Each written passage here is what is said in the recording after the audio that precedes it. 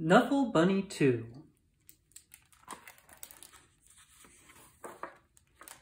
A Case of Mistaken Identity by Willems. One morning, not so long ago, Trixie took a walk with her daddy. By now, Trixie really knew how to walk. Guess what I'm going to do? I'm going to show Amy, and then I'll show Meg, and then I'll show Margot, and then I'll show Jane, and then I'll show Leela, and then I'll show Rebecca, and then I'll show Noah, and I'll show Robbie, and then I'll show Toshi, and then I'll show Casey, and then I'll show Connie, and then I'll show Parker, and then I'll show Brian, and then, and talk and talk. Trixie was excited because she was taking her one-of-a-kind Knuffle Bunny someplace very special. Come on! School!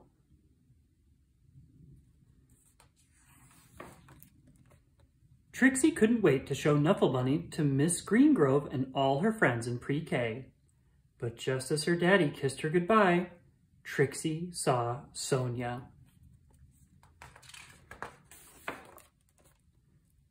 Suddenly, Trixie's one-of-a-kind Knuffle Bunny wasn't so one-of-a-kind anymore. The morning did not go well. Knuffle, Knuffle, Knuffle, Knuffle. The afternoon was worse. When the school bell rang, Miss Greengrove returned the Knuffle Bunnies, and the day got better.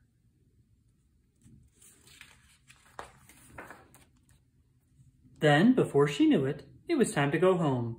Trixie ate her dinner, devoured her dessert, brushed her teeth, and tried to escape the mommy and daddy robots from Planet Snurp.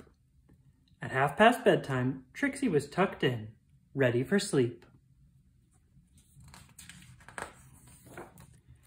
But a few hours later, Trixie realized something. Trixie marched into her mommy and daddy's room and said, "This is not my bunny."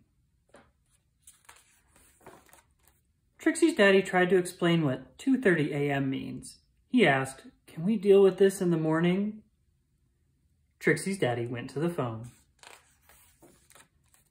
Before he even made it down the stairs, bring! The phone rang. "We have your bunny," said a man's voice on the other end. "We have yours," replied Trixie's daddy. Arrangements were made.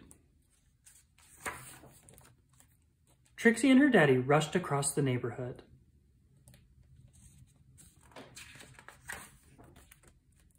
Trixie did not want to be late. Neither did Sonia.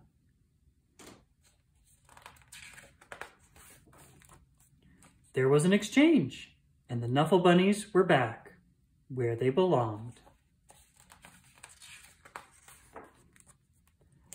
"I was so worried about my bunny," said Sonia. "So was I," Trixie replied. Then they both said, "I'm glad you got your bunny back at the exact same time." And that is how Trixie found her first best friend. Epilogue. The next morning, both Trixie and Sonia rushed to school. The new best friends had a lot of catching up to do.